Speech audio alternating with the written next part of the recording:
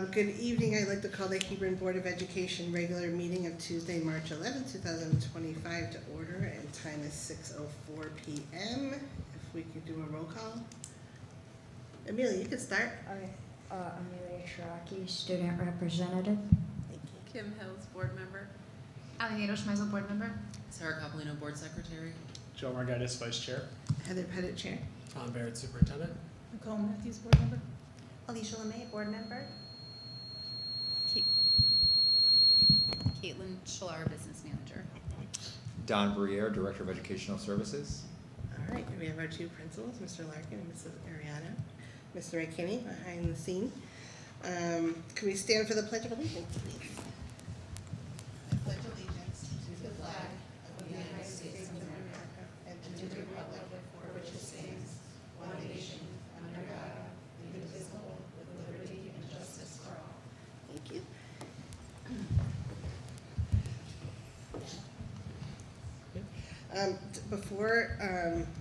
Before you go, Amelia, Dr. Baird asked to say a few words. All right, it is March, which means it is Board Member Appreciation Month. And so I just wanted to say how much they thank you to our board members on behalf of our students, families, community, and staff.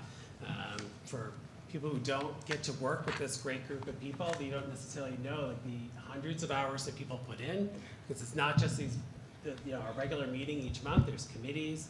There's the building committee, which is lots and lots of hours. We've got negotiations going on. We've got the charter revision meeting.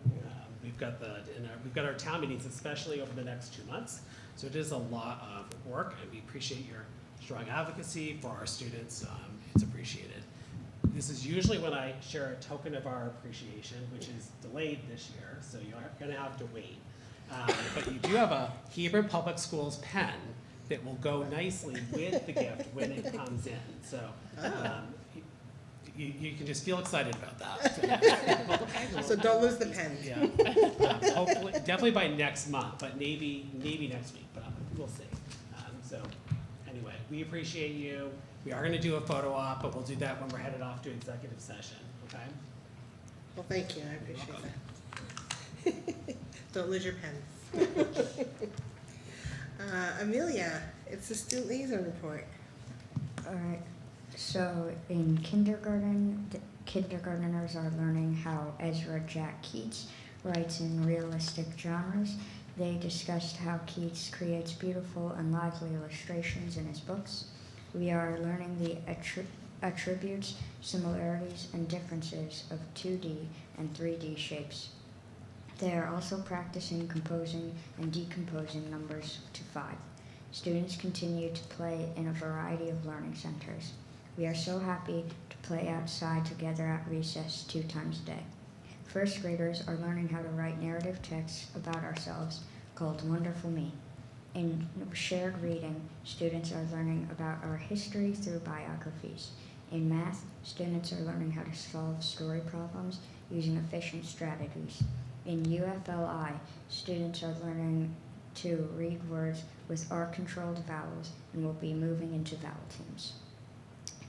In second grade, in reading, we are learning about nonfiction texts about Abraham Lincoln.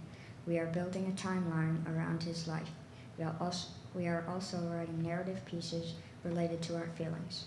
We are focusing on adding details, dialogue, and structure of our writing. In UFLI, we are learning to read words with vowel teams, suffixes, and prefixes. In math, we have started a new place value unit. We will be building and breaking apart numbers up to 1,000. Fourth grade researchers presented their learning at our annual Extreme Weather / Natural Disaster Museum. Learners created posters, picture books, game boards, videos, and more to share their learning. Fifth graders have been exploring Earth's water system in science. Next, they will learn all about the Earth and space patterns, finding answers to questions like, why do stars change with the seasons?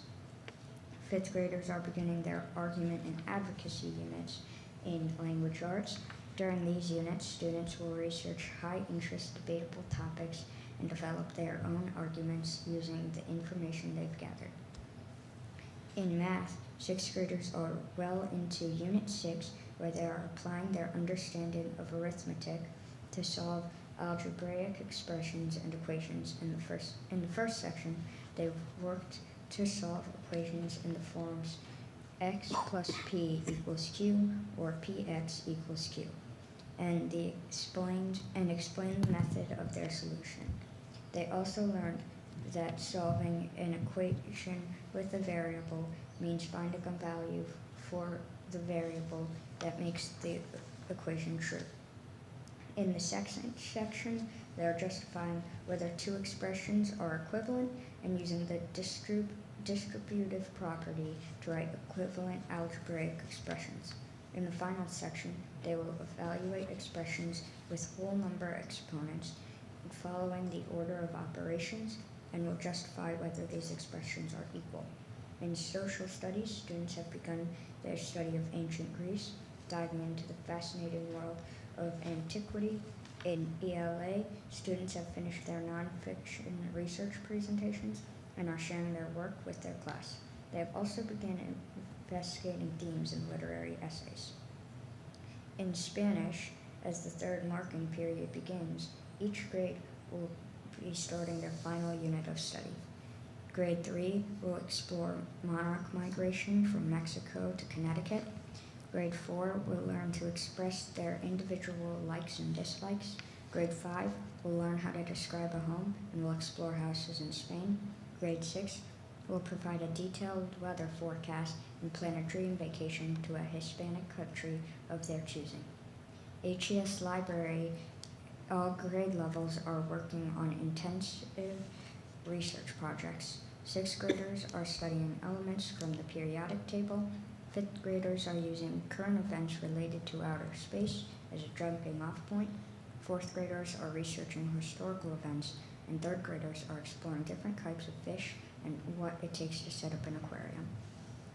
HES students celebrated Read Across America Week with a week-long celebration of reading. Each day of the week, March 3rd to 7th, had a theme, and recorders of Read Aloud was provided to teachers to share with their classes related to the theme. For example, Monday was Sports Day, where students were encouraged to wear sports-themed clothing to school. And the Read Aloud was a book called Hoop Genius about the inventor of basketball. The week ended with Dress Like Your Favorite Book Character Day on Friday.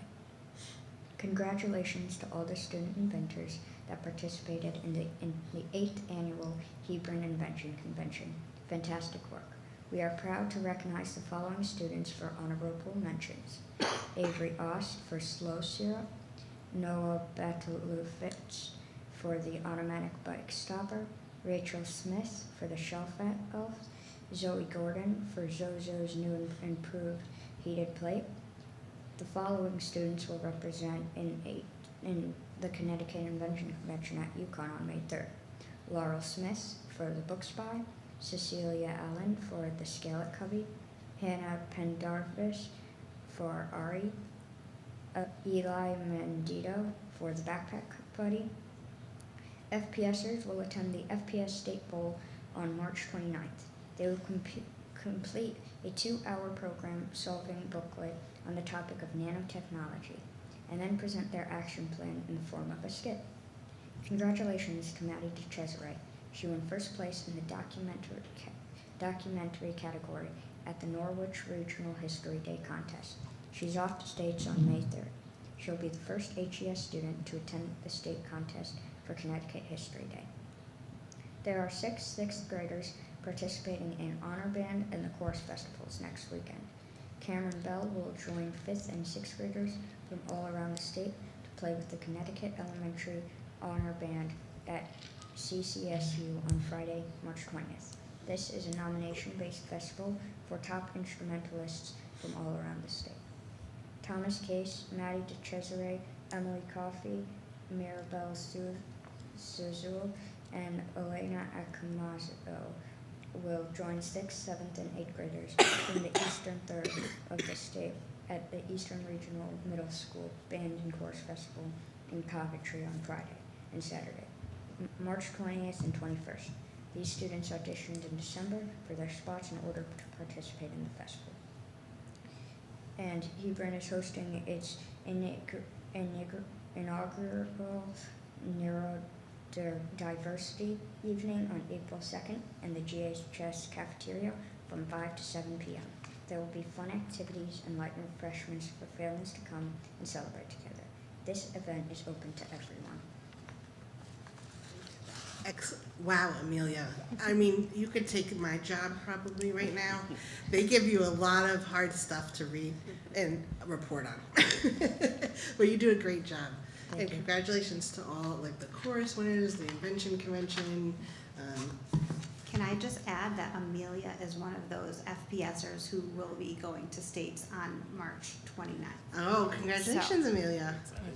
Thank you. I kept on feeling like Amelia is like one showcase of our curriculum. You know, you can read it on our website, but you can also. No, yeah, it's much better coming from you. Yes, very well done.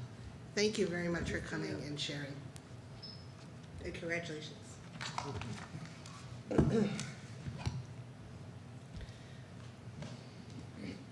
Public comments. I would read my statement, but I don't see any public unless there's somebody else to make a comment. Okay, so moving on.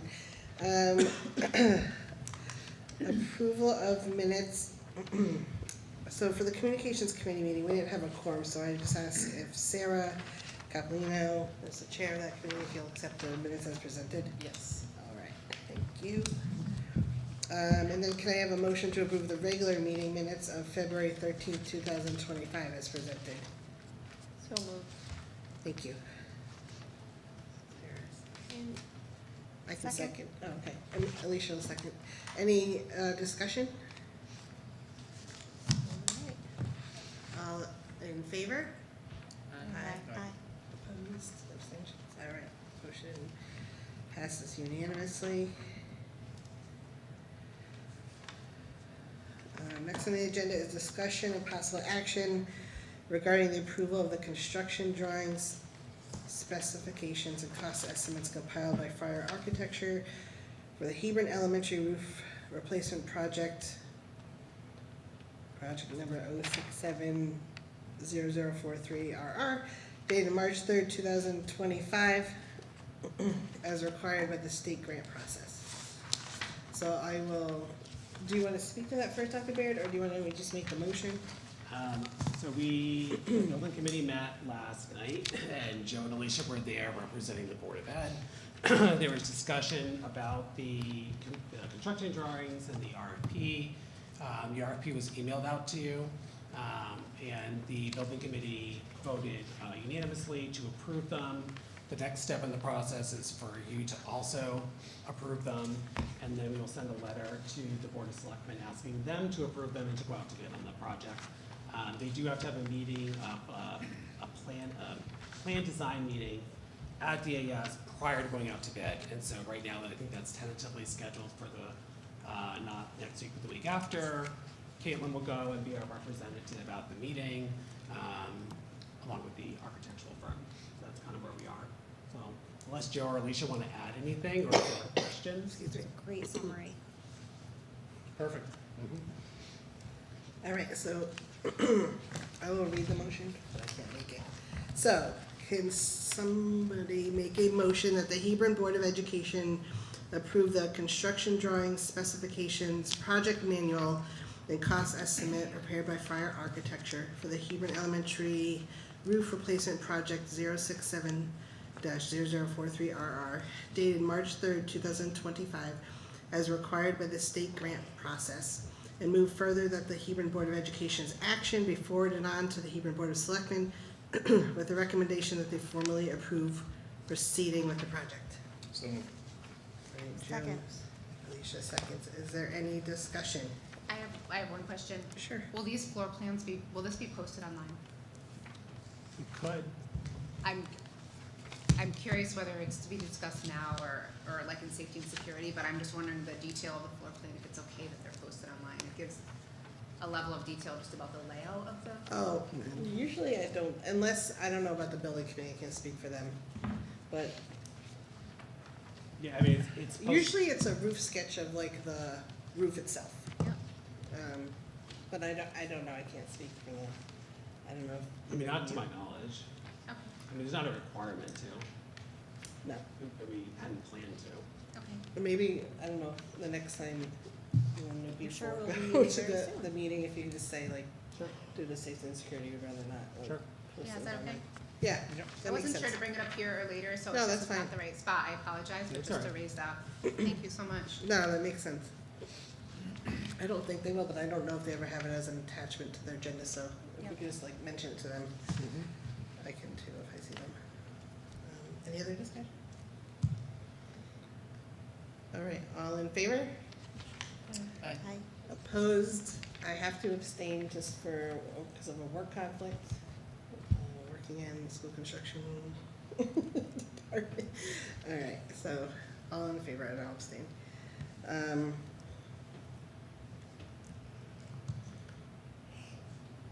Next is the chair's report. So just a reminder, Tuesday, this coming Tuesday, the 18th, we are presenting to the Board of Finance. The Board of Selectmen will be there as well at 7 p.m. in the library. So we're presenting the, basically, you know, Tom's recommended budget because we haven't met on the line by line yet. I mean, we did a little bit, but as we're gonna delve further into it. So we're gonna be presenting to them, answering any questions they may have, so if you could attend, if possible, that would be wonderful. I always think it's good to have as many board members there as possible. I'm sure some discussion will come up around the SRO piece, so that might be, prudent to be there for that as well. But just a reminder that that meeting's going on, and then on Thursday of next week, the 20th, is our meeting at 6 p.m., but it's our budget meeting, right? So that's our night where we're gonna start like just going line by line through the budget as a board. So just a reminder of that meeting as well. So a couple of meetings next week, but I just wanted to bring those up. I don't think I have anything else.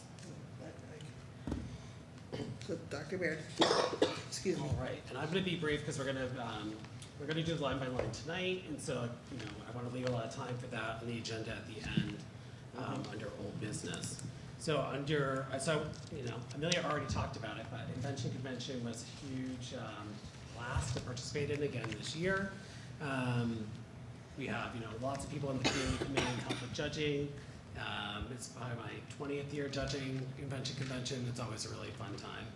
So congratulations to our 28 inventors. We wish them, our inventors going on to the States, best of luck. There's less inventors this year. There's some construction going on at UConn, so they had to move up the timeline for the competition, so there's not regional, so we couldn't send as many people forward this year, because there's not that regional competition in the middle. And just, I think we shared this before, but just again, so Owen Bernier, who did very well at the state competition last year, is going on to the global competition, and that's being hosted in Michigan in this June. So he's going to be participating in that, so we wish Owen a lot of luck in that. Yeah, very, very neat accomplishment. I think Rachel Smith went on to the globals a couple of years ago. Under technology and facilities, a couple of highlights here. The installation to modernize the heating and control systems at both schools. Remember, you took action on that, I believe, in December or January. That work's begun and will get completed in the spring. The HES playscape repairs, where we had some funding from the town to move those forward, is near completion. There was one area that was more damaged than they realized, perhaps more damaged than the last time they came out. So they're looking at cost estimates to either replace it or modify the structure so that we just don't use that piece of equipment. So hopefully in the next month or so, we'll get that last piece done. But the swing set's in and the other repairs are done. And the PA and clock replacement project is complete. Still some fine tuning. There will always be fine tuning, but that project is complete. Under other items of interest, just a reminder that I updated the meal charging policy and sent that out to you. I provided some testimonies to some different committees going on in Hartford, trying to use my voice strategically, so not speaking out on everything that might be a desire to speak out on, and to focus my energy on things that I think are the most important. So I think this year funding is one of those items, so specifically around ECS. It's interesting, I did watch the town manager's budget proposal, and the revenue review, they included in the overall initial town budget the loss of ECS dollars as they implement the budget. I don't think that is what will happen, so I do wonder if that'll be a budget adjustment the town will make as they're going through their budget. That's about $260,000. And so, that's interesting to me. I've been sending out some communication around excess cost. That's something we're going to talk more about next week when we're making our budget adjustments. I do think that we may need to revisit the percentage that we assume for excess cost reimbursement, but there is an additional $40 million coming. There was a lot of dramatics with like veto and new bills and like where's the money coming from, but ultimately the money is coming. But I'm still concerned about what funding will look like for next year and the year after. And just a reminder, I think I shared this before, the hold harmless provision around the ECS formula in year one of next year's budget would only cost $8 million. And that would be, it's a huge impact to a lot of communities in eastern and western Connecticut. But the price tag for all the hold harmless provision is only $8 million. And they talk about overfunded districts and Hebron being an overfunded town. The thing to remember is that ECS grant goes to the town, not to us, and it's to offset their cost for education pre-K to age 22. So it's not just like money that offsets our budget. It offsets their payment to RAM as well. I think that's sometimes left out of the conversation. And Hebron is one of the hardest hit communities with that ECS formula ease in terms of total dollars lost as they're implementing in that formula. So they talk about overfunded, but the other thing is the foundation amount in that formula has not been adjusted for inflation in over 20 years. So when you say you're overfunded, but you also haven't adjusted the base of that formula in 20 years, Right. I think that's a bit much. And I think being asked to be held harmless is, the least that we could ask. We also had our Safety and Security Committee meeting on March 4th, and we discussed the recently completed safety and security audit. We are going to review those tonight in executive session. And that concludes my report.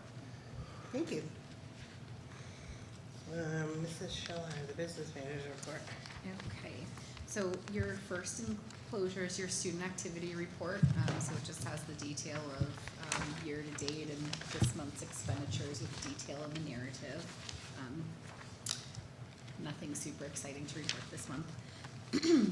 Your second enclosure is your food services report. So just a couple of items to highlight there. This month is that we again had to do a transfer funds from the general fund to the food services account to basically keep us in the black. The amount was $3,659.80. I've taken a look at some of the encumbrances we had set up for our food service director contract and our Thurston bill, which is where we're purchasing the bulk of our food from, and was able to decrease those encumbrances a bit based on year-to-date spending, and did some other work with budget transfers based on those figures, and took a close look at our carryover amount that we had this year. So with all of that, there are some adjustments in that report, but in summary, you can kind of see at the bottom of the report on the far left, there's a figure of $95,125.75. That's the amount that we carried over from last year. So now the budget's really set up in a way that you can see our expenditures plus our revenue is kind of netting out to that over expenditure of $95,000, spending that extra money that we had. And the second line in the report now shows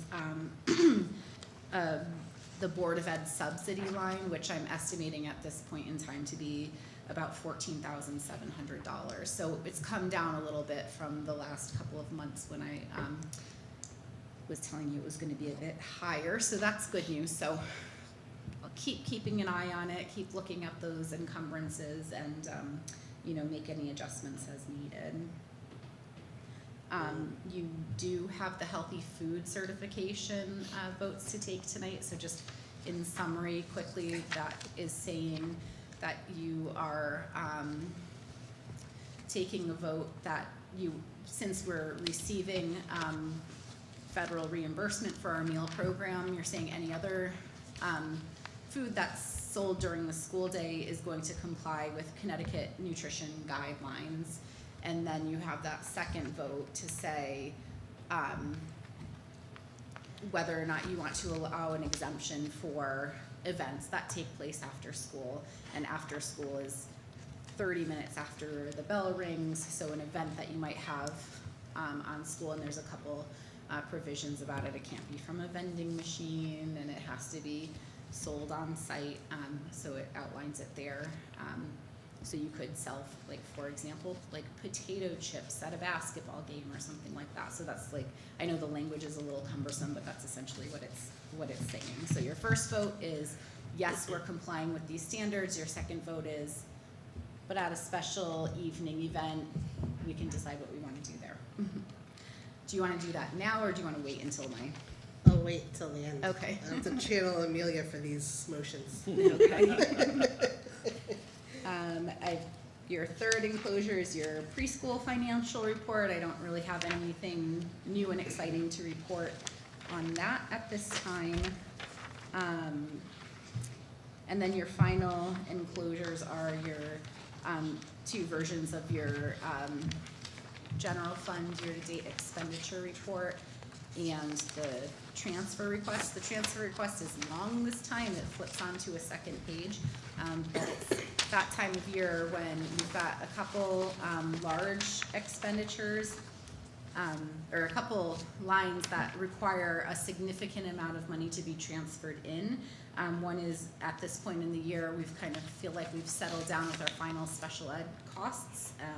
So about $42,000 additional is required to transfer into that special ed line, though that may change with additional funding for excess cost reimbursement.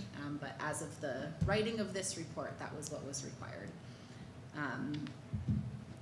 The next line, the next largest line on that transfer request is some funds needed for a fence repair, a water tank repair, and just kind of looking at what we've traditionally spent from now until the end of the fiscal year on purchased property services, and knowing that we need to continue to have a bit of a contingency there for things that are going to pop up. Like a playground repair. Like a playground repair. And then the third highest line, I'm not going to go through everyone, but just highlighting the three largest areas where funds are needed. The third one is moving some funds into a special education evaluations line in order to cover some needed evaluations during an absence that we have.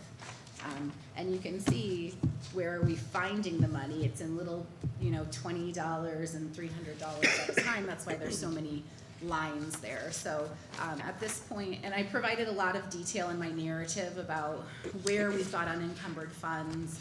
Are those funds needed, or are those funds available for transfer? And it kind of corresponds with what this transfer request looks like right now.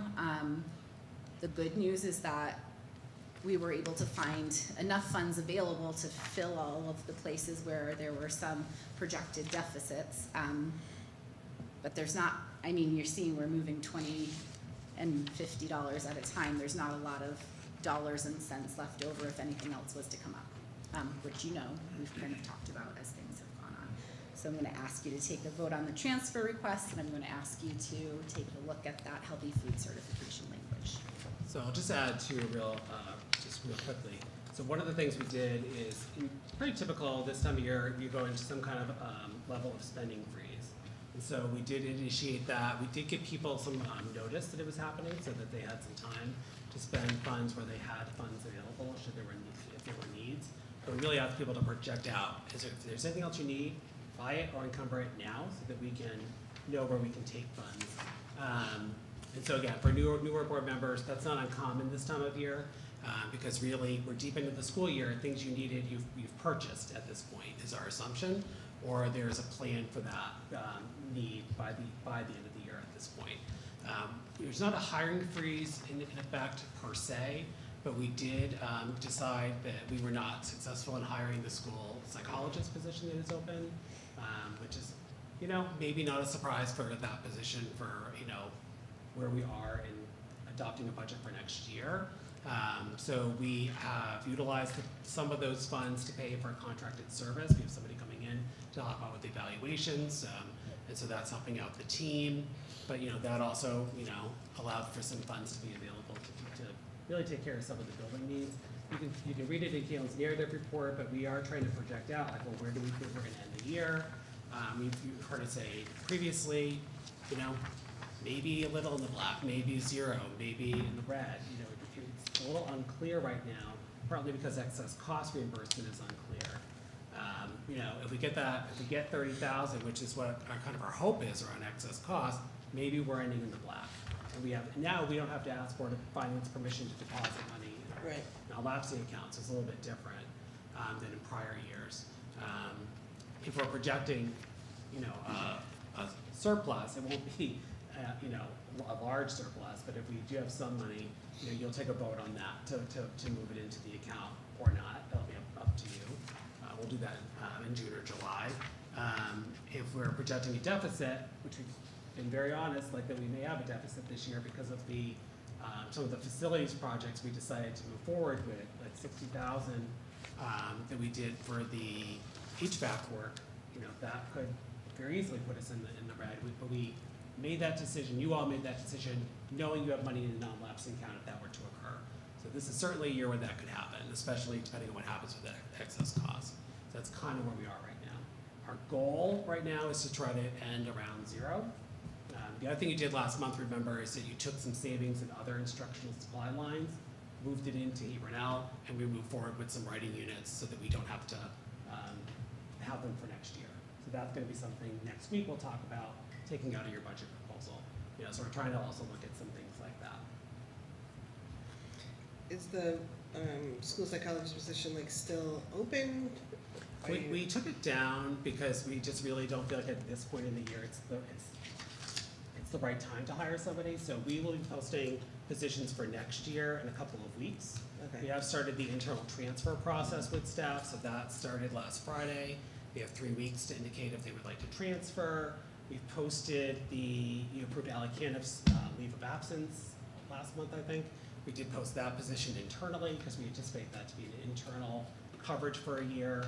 So we're doing some of those pieces now. And I think the 24th of this month is when we plan to post positions for next year. So we're going to refresh that post. Rebecca? Yeah. Okay. Yeah.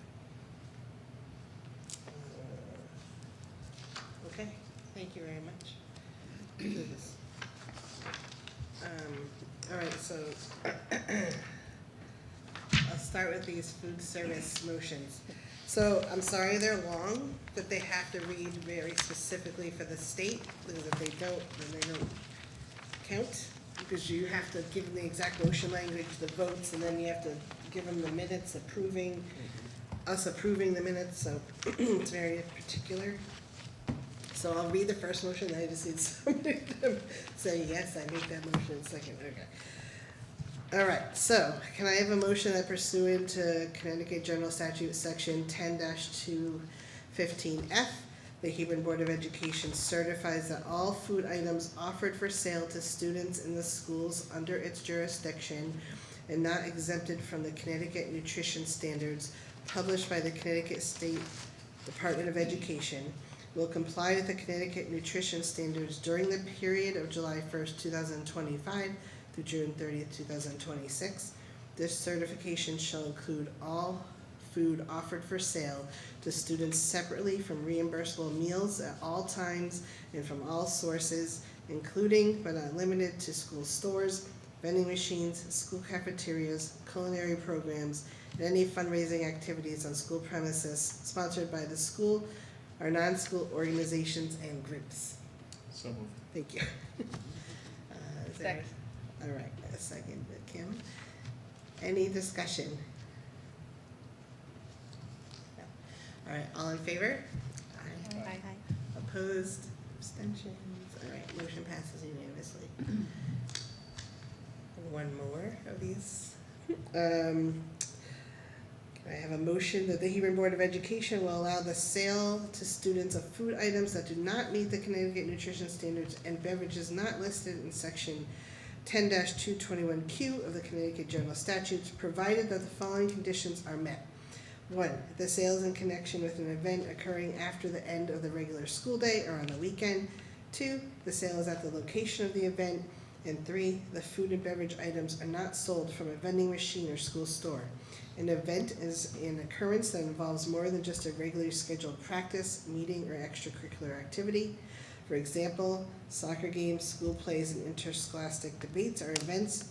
Soccer practices, play rehearsals, and debate team meetings are not. The regular school day is the period from midnight before to 30 minutes after the end of the official school day. Location means where the event is being held. It must be the same place as the food and beverage sales. So moved. Thank you. Second. Any discussion? All right, all in favor? Aye. Opposed, abstentions? All right, motion passes unanimously. Thank you.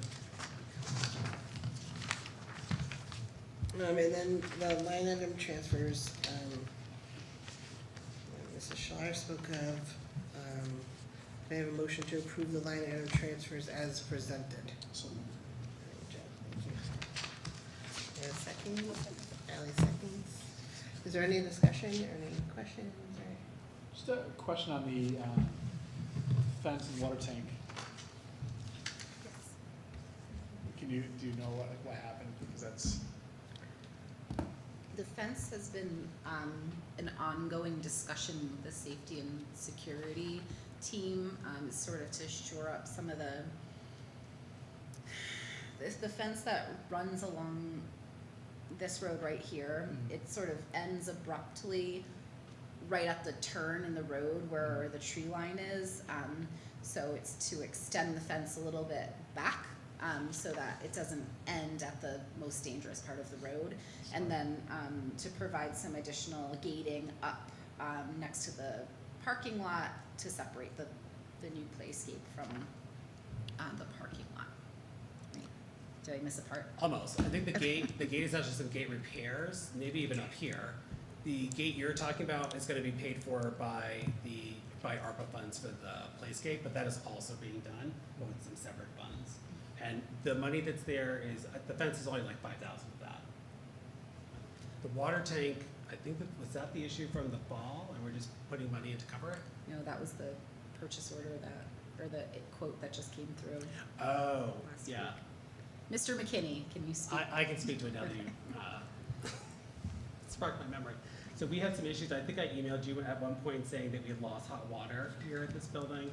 So thermodynamics was out here for several days addressing that, and our hot water heaters here are failing, and so they need to be replaced. So that's what this funding is for.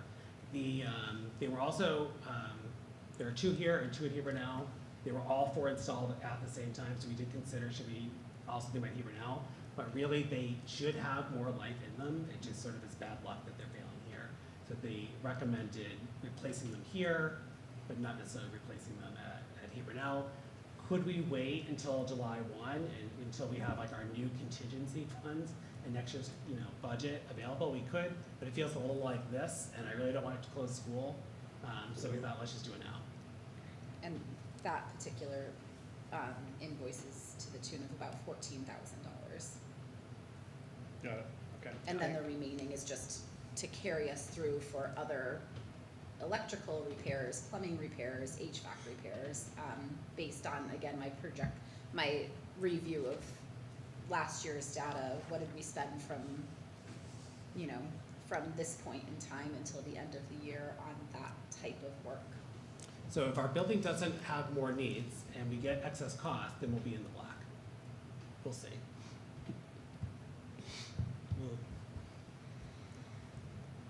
Good. Any other questions or discussion? All right, So we have a motion there. Is all in favor? For line item transfers? Aye. Opposed, abstentions? All right, motion passes unanimously, thank you. Committee updates, so policy committee, we haven't met. Resource management committee Did not read. hasn't met. Student growth, the district advancement committee is coming up, but we haven't met yet. Communications and community engagement, we haven't met since the budget flyer. Negotiations committee, negotiations are still ongoing, we actually had a meeting this evening, with UPSU and so that's still ongoing. That's time. Building committee, I don't know, Felicia, Joe, Tom, Caitlin. I know you pretty much spoke to some of it, and that's pretty much, Yeah, I could save my other remarks to old business. okay. PTA liaison, Ally? I have a few bullet points. So in February, the PTA had a give back night in Glastonbury and made a profit from the event. On February 28th, they had an art night for students. That was a huge success. There were 84 students that attended, and it showed different art stations, had them explore. There were snacks, glitter, and glue galore. The Simply Soy fundraiser candles are going to be distributed in April. There's going to be an event for students at HES on March 28th, the Shamrock Shake, where students will have a DJ, inflatable games, and snacks. And they have also received another grant. It's through Verizon. And it looks like the grant will be providing assemblies in both of the buildings. And the assembly is going to be a circus-themed program performed by Circus Splendiferous. Did I say that so well? It is a 45-minute high-impact, interactive, and fun-filled opportunity that blends learning and fun, and it also has a component that is geared towards social and emotional support with a focus on problem solving, critical thinking, math, and teamwork. So all sorts of pieces related to that, the social and emotional learning, and then some STEM curricula. It kind of weaves it all together. So very excited to receive that grant, and congratulations to them for that. Oh, that sounds great. Thank you. Yeah, very nice. Alicia or Dot, school readiness? School readiness is meeting on Thursday. Okay. Wellness, We have not met, but there's one coming next week. Hmm? One coming in a couple weeks. oh, okay, sorry, I didn't hear, sorry. Okay, couple weeks, all right, thank you. All right, so under old business, oh, this is where you want to speak to it, I don't know, Dr. Baird. Discussion, well, I don't know if we're having any possible action, but on the school building infrastructure. Right, so just real briefly, there was some discussion at the building committee on this topic, and really focused on, and Joe and Alicia feel free to add in, but it really focused on the need to do that study we've talked about before. So Mr. Leichter was going to follow up with the town manager around where the funding exists for that study. It doesn't appear that it's in the town budget, but so they were going to follow up on that. But that study would cost, I'm estimating, around $35,000. It's a little bit less for Willimantic, but it was the same scope of study that Willimantic is what our needs would be. So that's why I'm thinking around $35,000. Just a reminder, that's the study like, repair versus renovate versus new. Yeah. Right? And so that's really like the next step that we need. We did sort of talk about in the roofing portion of the meeting, not the roofing, sorry, the HVAC portion of the meeting, that it doesn't make much sense to do much more work on that until we have that study that can help us know if we should be, thinking about more comprehensive renovation or renovate as new. So that's kind of where we are. Okay. Thank you. Any questions? So now we have discussion and possible action on regarding the 25-26 school year budget. So like tonight we could start with the line by line, and then next week we'll really delve in because our meeting's specifically for line by line next Thursday. But I don't know if we want to start. First, I didn't know if Caitlin or Dr. Baird, sorry, Mr. Schiller or Dr. Baird had any updates that they want to share, and or if not, we can go. Nothing that significant. I think that I'll have more next Thursday. Maybe I'll sit down by Kim so she can. So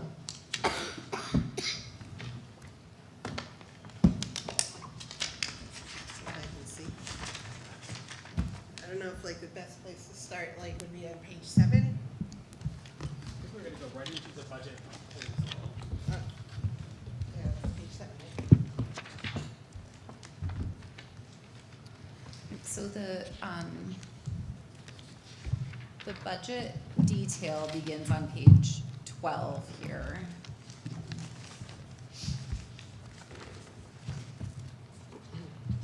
So this is where we would start the line by line Oh, yeah, that's detail.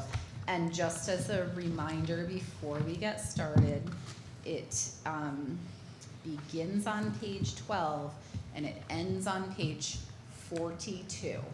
Okay, so just Like think I said, about we're just starting Thinking tonight, about- and then we have all thinking Thursday. about pacing there. I imagine, you know, you've had your budget book for a bit, so you've had time to do some reviews, so I will just click my way through and do a short pause and see if anybody has any questions on each page. So like I said, this is the first page of the budget detail on page 12. It is our administrative salaries and then begins teacher salaries here. Any questions? Okay. You good? Oh, you had a question? Page 13 Oh. continues on with teacher salaries. How do we find your binder? Good, all right. Okay. Page 14 concludes teacher salaries. Also has our therapist salaries, that's our BCBA and our occupational therapist who we have on staff. Curriculum development funds, tutoring funds, and summer school services. Any questions on any of those categories?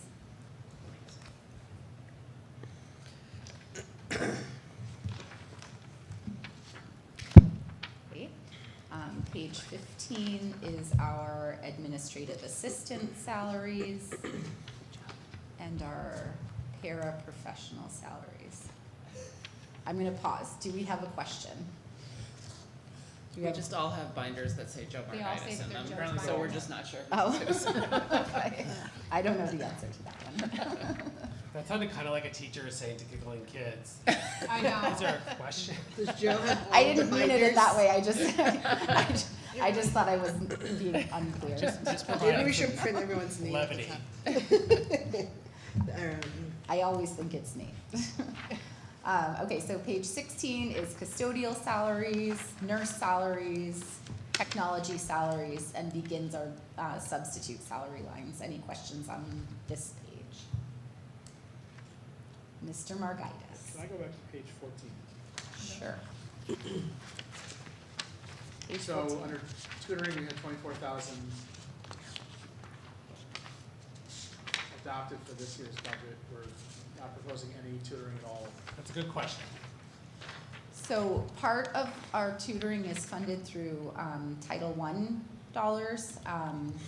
So for this year, we're able to carry those dollars over year to year. So this year, we had 2 full years worth of Title I dollars plus general fund dollars. We were able to spend down all of our old Title I money, and we'll spend almost all of our general fund dollars. We're able to save our new allocation to roll it over to next year, which then will be our old money. We'll get new money. So that those 2 years worth of funding will cover all of our tutoring needs for next year, so we don't need to budget for it.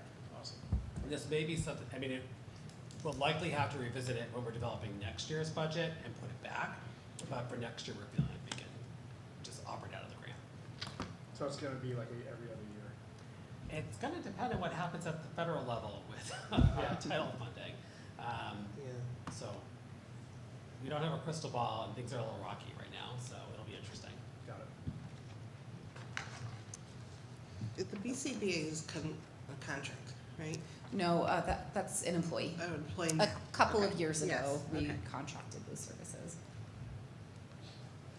And that's the potential increase that we're seeing. Yeah, you see a higher increase Yeah.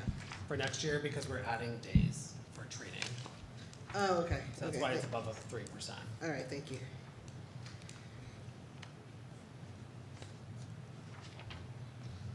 Okay, so through page 16 with custodians, nurses, and technology. Do you have any questions there?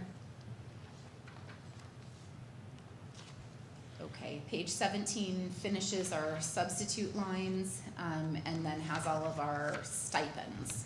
So teacher and administrative stipends. How does the teacher longevity stipend work? So that is something that's written into the contract, and it's a certain dollar amount per year if an employee has reached a certain number of years of service that I cannot remember off of the top of my head. I think there's about 7 employees in the district who are getting that longevity stipend, because it is quite a few years required to be able to earn that stipend.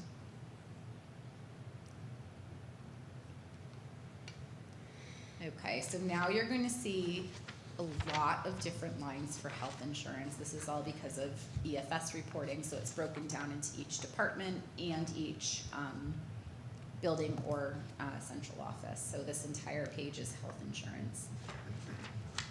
This entire page is health insurance. Mr. Margayas. So back on page 16, Yes. substitute teacher is $0 for this upcoming fiscal year. Substitute teacher is $0. Oh, so, yeah, we had a discussion around, so you can see that the building substitutes are now listed as 1.6 this year. We had budgeted for 0.8, and the administration really felt like having 2 dedicated building subs who are guaranteed days, 4 days a week, would really cover the teacher needs for subbing, and then the other daily subs would end up covering paraprofessional subs. And this is partly a shift because of the new Connecticut paid sick leave law. It's just a sort of pushing us to have more building subs where they, we already have baked in their time, like that they get some benefited time. So this is a direct tie back to that new state law. Got it, okay.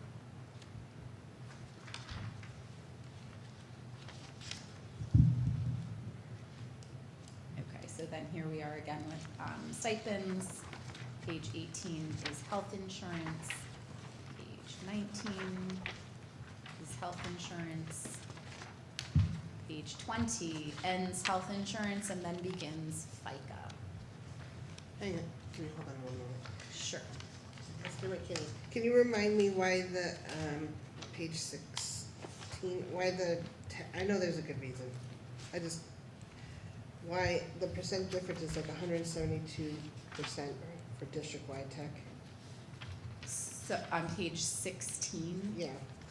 So on page 16, you see that we've got, so in the past, the way that it was budgeted was, this is about Mr. McKinney's position, right? Is like 0.2 of his time was dedicated to district-wide initiatives.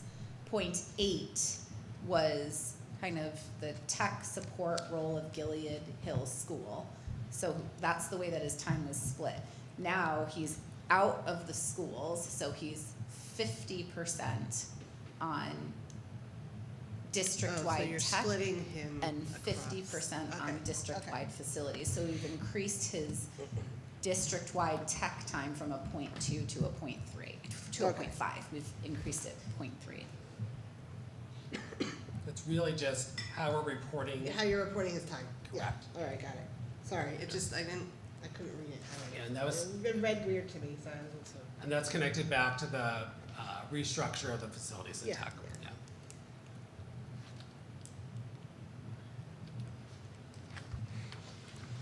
Just in case I get asked that question. I just feel like, yeah. I want to be able to answer. Yeah. So page 20 begins FICA, and just because of state reporting, there are several pages of FICA lines.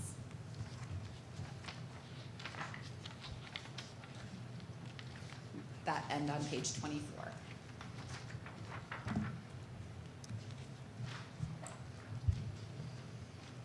page 24 begins pension.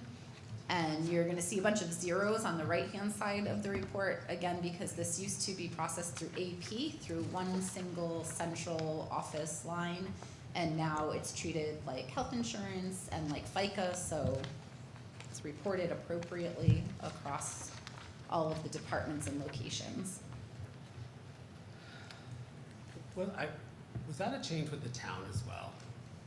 Like that they're reporting it that way too, or something? That was a push by me, to be honest. Okay. That way, one, it reports easier on EFS, and the other is it can be, it's easier to calculate, not make any mistakes. It's, pension is calculated based on 5% of an eligible employee's pay, so it makes sense to go through the payroll system, and now an employee can see that benefit that we're offering them on their paycheck when they weren't able to see it before. And you've mentioned EFS a couple of times. Can you just give like a very brief overview of what that is? Sure. So every year, at the close of the year, we upload all of our financial reports to the state EFS Education Finance System portal, and it's just a reporting on our expenditures. It looks at a breakdown of all of our funding, our local funding, state and federal grants. It looks at funding by school, funding at the district and central office level, specifically different departments like special education, funding allocations, if our district had to provide any funding for our food services program. So there's a bunch of different reporting related to that. Then just like ensuring all of the figures kind of tie out. Once that report is completed, there's a review at the state level. If they have questions, they kind of do this desk audit process, which we respond to. Then our auditors also review the EFS process and open it up for any corrections. And it's, you know, it kind of is tied out in the whole final audit. So I know Caitlin has been working over the years to have our budget all set up so that it feeds sort of directly into that system. So there's definitely more work on the front end to have it like all set up so that it feeds into that system nicely. Otherwise, you're making adjustments after the fact. And so I know that's something you've been working on.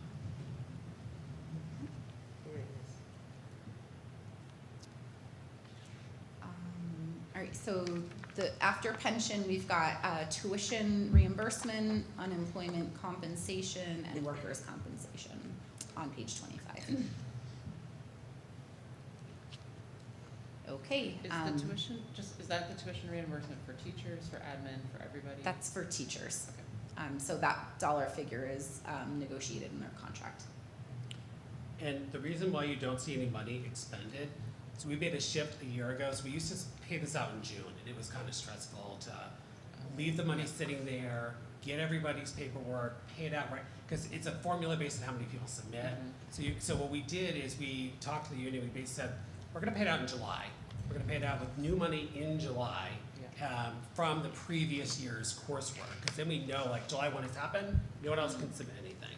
So what that meant is last year we spent no money because it was like we had already paid it out, and then we're sort of catching up to that new system. So that's why you don't see anything expended in 23-24. So page 26 is the Board of Ed's contribution to employee HSA plans. So you'll see many lines here similar to all the other benefit lines. And just real quickly too, what that did for the tuition reimbursement as well is we now know how much we're going to spend in July pretty much. So if we knew right now that we weren't going to need to spend $20,000 next year, we could make a reduction in our budget. Right now we're projecting that we will need all $20,000, but that was the other sort of advantage of moving it, is that we could make a reduction around now because we pretty much know who's going to school. Yep.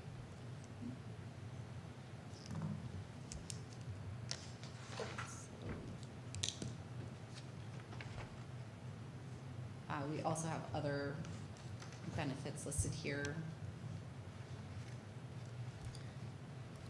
Do you have to list them all separately because they're like individual contributions? I know I'm looking at the So- identification numbers too. You can see all the numbers start 101, which means general fund dollars from an expenditure line. The next section is the department, so we've got to separate them by a department. So just for example, the first one is instructional. It's like just general instruction.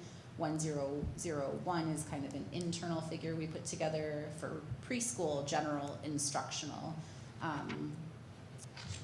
And so on from there. There's special ed, there's related services, there's nursing department. It's all like the way that we need to do that state reporting. That fourth section of number, that's all just says 2800. That all just means HSA. And then the two numbers after that tells us which school it is. So it's really breaking down on the function code, that department code, that third one in, and the fifth one in the location code. Thank you.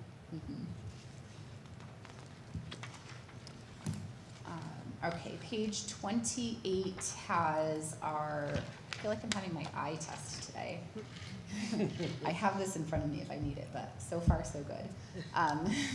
Purchase professional services, our school physician services, and professional education services, which are all very, very similar descriptions, but slightly different. Just grouped this way because they're required for reporting purposes. Do I have any questions on any of these categories? I do. Yes. Sorry, I'm trying, I know we're That's gonna good. delve in more That's next what week. this is for. But quickly, remind me why the percentage of HM social services is going up more at HES than Gilead? So are we moving people? No, so it was just based on a quote that we had received for services in the year prior. I think there might have been some movement of staff, so their contracts are written staff specific. So just like us, if one employee left, a new employee came in and they took health insurance, but the other one didn't, we would have a bigger cost. They're doing the same thing and then just passing the cost along to us. Okay. Did they give you a quote for like next year already? Mm-hmm. Okay. Thank you. I think that renewal is 5%. Yes. Okay, I just didn't know if there's a reason. No, there's no. That makes sense. I There's, just I didn't mean, know. Yeah. yes, but we're not increasing days or anything like that. That's It's why, just that was, I was just wondering. based Okay. on actual costs. Thank you. Okay, so page 29 has employee training and development, other professional services, and then begins our facilities purchased property services.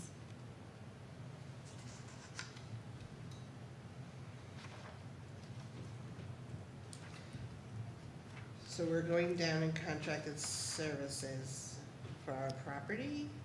Yeah, so the first line is kind of like a generic line for some things that are just kind of one-off needs. What we had budgeted in here last year was some of the PA system repairs and a large plumbing project here at Gilead Hill School. So those were one-time projects that we knew at budgeting time, we knew we wanted to budget for next year. The We just air don't quality have. inspection, like two, I think. The air quality inspection was in there. Probably, yes, the air quality inspection as well. And we just don't have large projects like that we're projecting for next year. So that's why that one particular line is significantly lower. Okay.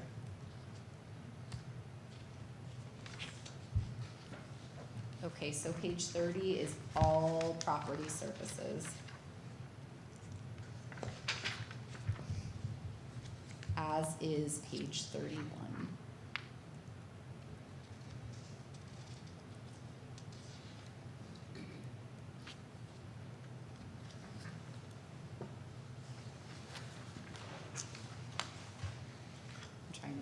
So page 32 is technology-related repairs and maintenance, some other purchased services, and student transportation.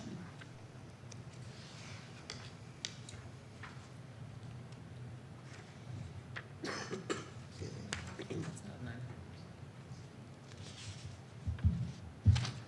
Oh, that's dollar difference, oh. Contracted service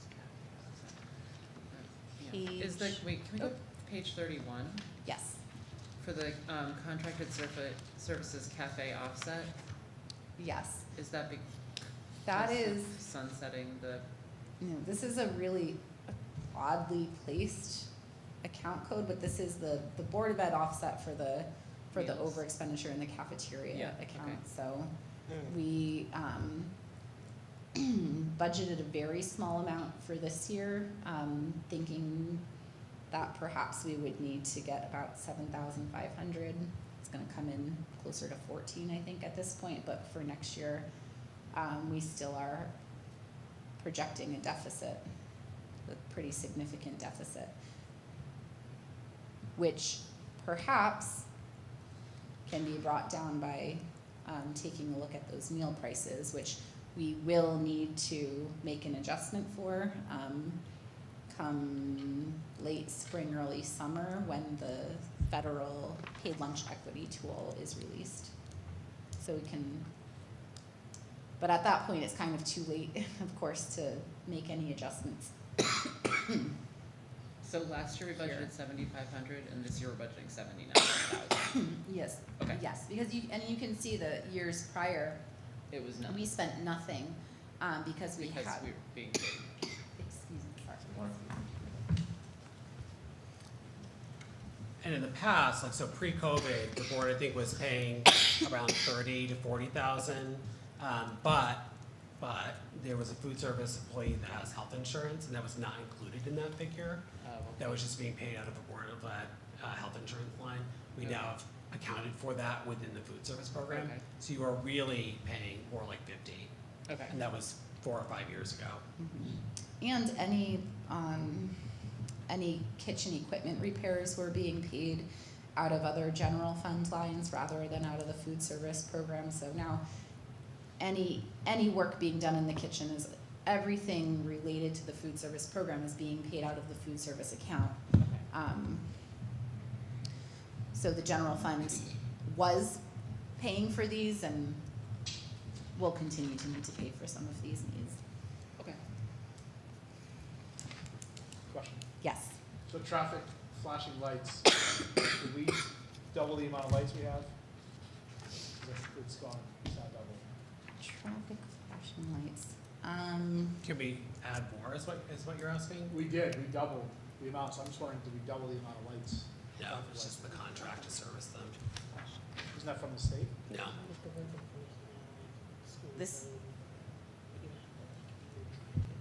This is just those school The Yeah. blinkers. zone lights out there. When they're broken, we fix them. If we maintain them. And there's solar power on that too. Great. I thought that would reduce some of our costs. No, this is just like, we have a contract with the vendor that, like, to control them. And so this is just the regular contract for that. Yeah, so they have to come out and basically program the school calendar every year, physically come out to the light and So do this is that. sort And of like then the- every year, maybe not this year yet, but every other year I can remember we've had to replace them because they've gotten hit. Which is, yeah, Not this year, so far. another reason I love where the playground is. I chalk this up, it's sort of like the Siemens lease, it's like it's a you have to, and not really much choice about it. Good contract for them, Yep. right? Excuse me, I'm so sorry. And we might have talked about this earlier, but the increase in landscaping is due to the town used to do things in kind and now can't swing it. Yes. Yes, and so this was a conversation with the town manager, so they will still do the lawn mowing, like all of those pieces, but they really could not keep up with servicing our sort of mulched areas. We have a lot of mulched areas. That might be something when we consider a new building that I'd recommend. Like, could we not have any mulch areas because it is very expensive. This is also wood chips for the playground. And so we didn't go out to bid because it doesn't hit that threshold, but we got 3 quotes. We wondered if we might be able to bring this item down. You could bring it down slightly. We'll talk about it more next Thursday. I wouldn't recommend you bring it down really, because I think that there could be, the amount you could bring it down is pretty insignificant, and I think that you could end up having additional needs there. But we did get some quotes, and we're feeling okay about the amounts that we have budgeted. We will have to move some from the Gilead budgeted line to the HES line. But we think it's for the best, to be honest. Like, you know, I just don't think the town can keep up with what we need. And I think that things will look a lot better over time with going to this regular service contract. So the contract that we're looking at, they will come out twice a month and just do regular maintenance so it doesn't get out of control. And the contract includes the playscape wood chips as well. So actually and it's not much more, honestly, than we were paying if you think about everything else we're getting. So we're feeling pretty good about it. And that's no longer contracted through the town at all, it's a different. No, and in the past, but they didn't do like the playground wood chips and things like that. They came and they mowed, and they would, I don't even think they mulched. I think we contracted out for that as well. They really just came out and did some weeding here and there, and they just can't keep up with it. Yeah, thank you. So page 32 is sewer services, technology, related repairs and maintenance, other purchase services, and student transportation. Page 33 is liability, insurance, communications, which includes phones and faxes, but also library subscriptions and registrations. The next section is postage, and the final one there is advertising. Faxing. Hmm? People fax. Yeah, Okay, seems archaic. yes. Through the copy machine, right? Yeah. Okay, yeah, okay. Page 34 is tuitions to other school districts. That's magnet school tuition, tuitions to outplacements. Then our projected excess cost reimbursement, and then you see right below the same dollar figure, which is those expenses. So the reimbursement goes in the line where we've got a negative dollar amount, and the expenses related to that go in the line where there's a positive amount. And then the bottom section of this page is mileage. So we will next Thursday have recommended changes in this based on the EastCon renewal rate at 15% is not factored in here. I also want to have more discussion around what you want to assume for an excess cost percentage reimbursement. So we budgeted 70%. 70? 70 is Okay. what we budgeted. Right now we're getting 60, maybe more money. I don't know, I'm thinking you may want to budget at a lower percentage. Most people are, now that more superintendent budgets are out there, I'm just seeing what other people are putting in as their best guess, and it's not 70. So, you know, we'll talk about it more next Thursday. What are we supposed to be getting, 80? Yes, over 80, I think 82. I feel like every year it's going down, because I remember the year before we had budgeted 74. Yeah, and you know, because I'm mentioning things that I'm recommending we budget up. I think overall our budget, with everything we're going to suggest to you next week, the overall number will be lower than 575, but that's a number I think you should consider going up. Okay.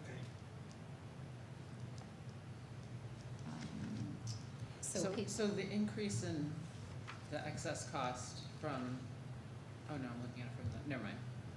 Will the governor's bill or the their agreed upon language, if it went through, help us?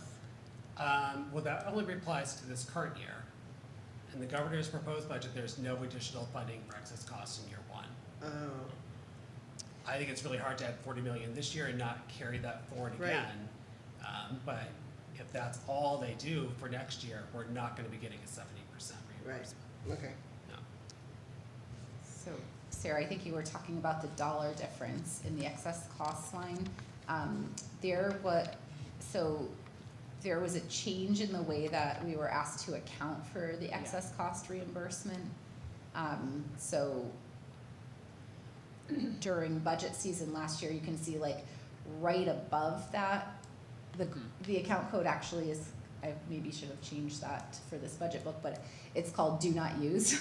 Yeah. So that's where it was in the budget for this fiscal year, and then was revised to these separate account codes, so you can see, like, they have a separate object code, and I think that was the important part, to be able to see it separately.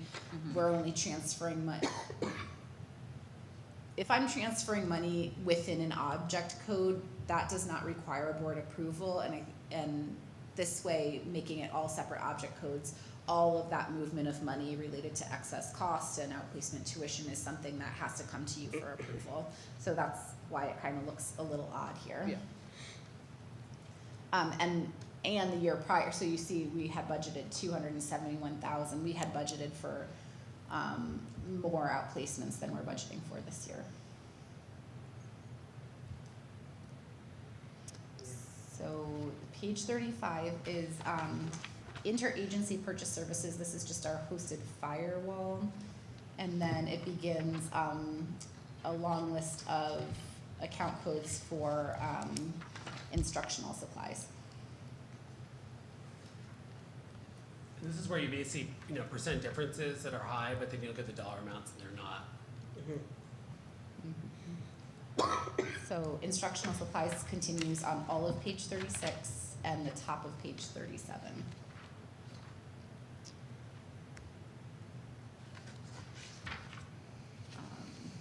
And then we have natural gas and electricity.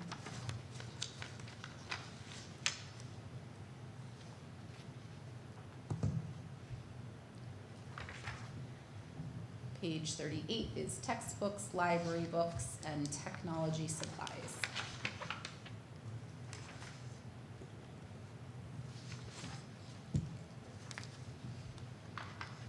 Page 39 is office supplies, health supplies, custodial supplies, instructional equipment, and non-instructional equipment.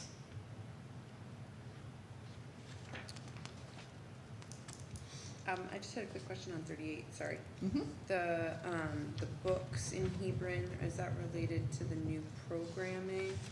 Is that percent difference on up almost 171? This is where the writing units were. Yes. Thank Mhm. you. So we'll be recommending next Thursday you reduce that because we've already bought some of those materials. So this line will go down. In the books, not in the instructional materials? Right, so the Right. books, the account code is called Books Hebron, it's the second one down. Okay. That's textbooks, right? Is that what that is? Yes. Yep. So those are the writing units. Part of that is writing units. Yeah.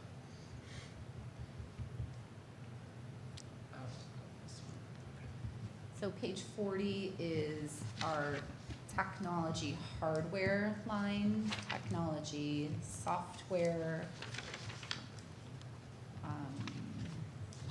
property and equipment, and it begins our other objects line, but this is our copier leases at the See some beginning. nice savings there. We talked about this earlier, about a year ago, but need a much better contract for our copiers. Page 41, Joe, look away. This is where the Siemens lease is. How many years now are we left? They talked about it I forget. at the town meeting, I think last week. I I'm gonna think be we're- wrong, but I'm gonna say like 4 or 5. It's not, I don't think it's Yeah. as long as we have. Oh, that's Yeah. good. Maybe just in time to move into a new building. The next object code is dues and fees. Then we have meeting and conference, it's called meeting and conference supplies. These lines are used for both staff and family engagement. And that ends our expenditure lines, and then we have just one line here that we have as a revenue line, which is our contract with AHM for some tech support. Maybe we can mention the town again. If it comes up. And we've reached the end. Great work, everybody.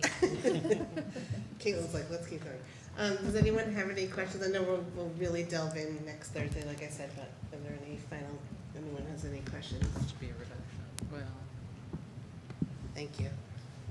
I'll just make a couple of remarks here. So your meeting next week has 3 items on the proposed agenda. It's a special meeting too, so you can't add anything or anything like that. So what we did last year, I felt like it worked well, is we first set the preschool tuition rate. So we had discussion and set the preschool tuition rate, which then factors into your conversation about the overall budget proposal. Like I said, Mrs. Schlar and I have been doing some work with principals and Director Don. And so what we will have some proposals for some things to go down, some things to go up. We talked about some of the things to go up, related to special ed that I would strongly recommend you consider. The other sort of large factor is enrollment and what we're projecting for kindergarten and preschool. So what I can tell you is that the kindergarten start age is becoming more and more apparent with what we're seeing for preschool, lottery applications, and for kindergarten registration. So right now, kindergarten registration is almost exactly what it was this time last year. So I would recommend that we'll reduce the kindergarten section that we budgeted, so that'll be helpful. It'll offset a lot of the special ed things that I'm recommending you go in the other direction. So don't get too excited. All right, we'll stop writing.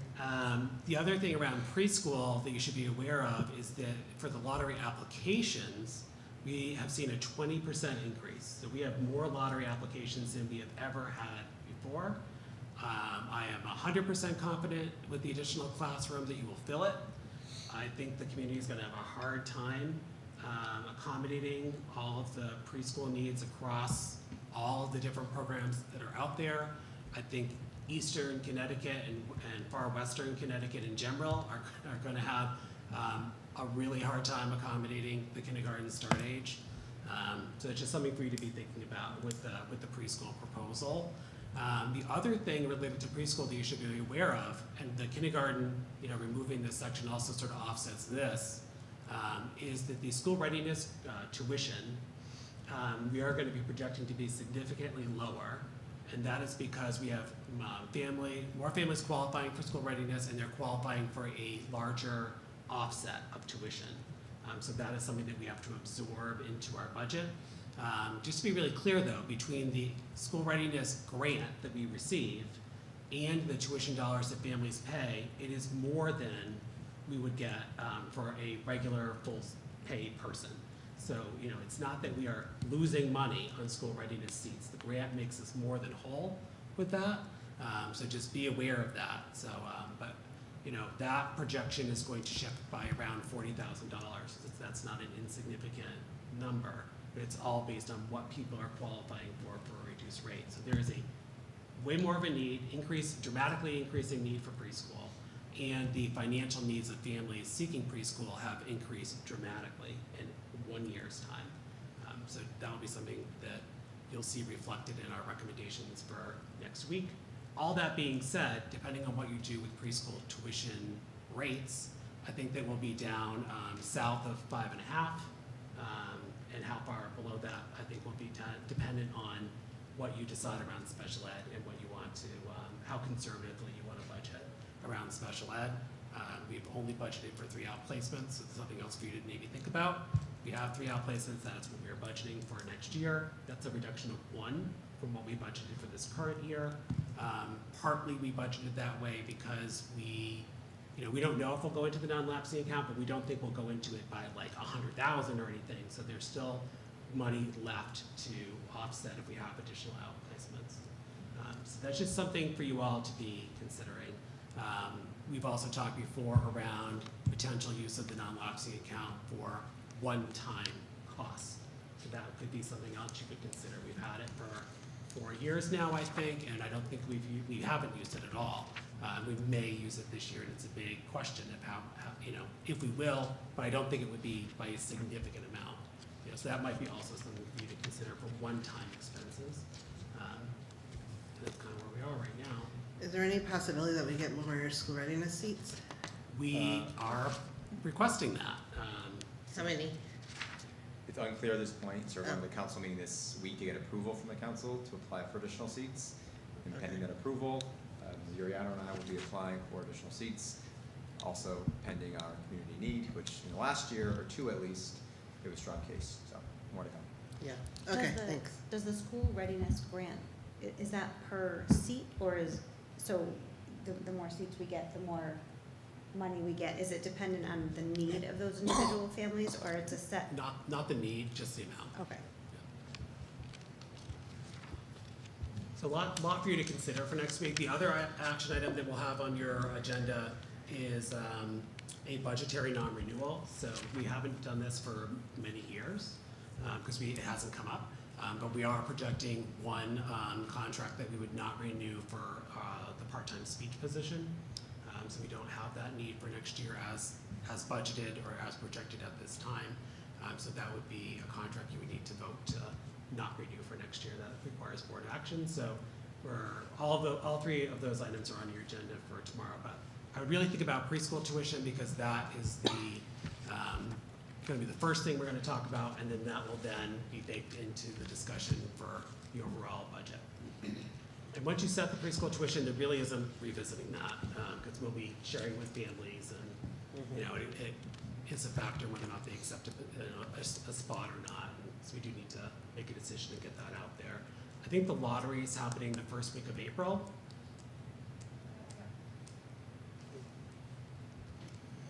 Okay. Yep.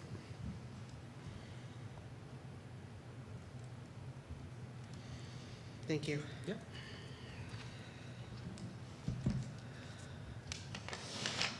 All right, so new business, I know we have some full agendas, but the next, as Dr. Baird said, the next agenda is special meeting, so we can't add anything at that time.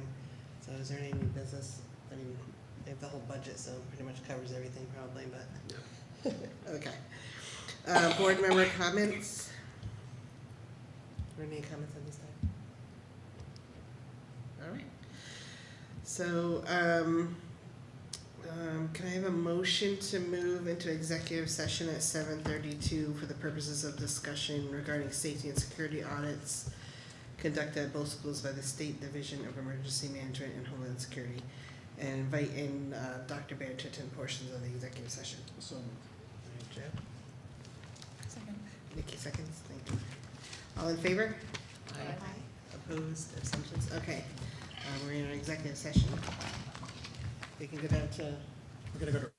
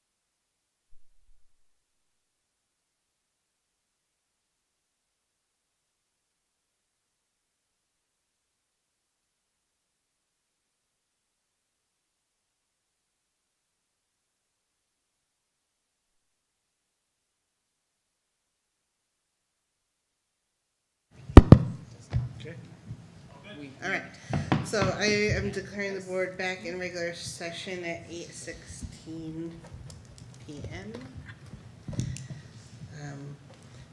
We discussed in executive session just the safety and security audit. We won't speak to much of it on the record for security reasons, but there were no significant recommendations made, so everything is looking good at our schools. So with that, I would ask for a motion to adjourn at 8:17 PM. So moved. All right, Joe. Second? Second. Second. Thank you so much. Oh, sorry. All in favor? Aye.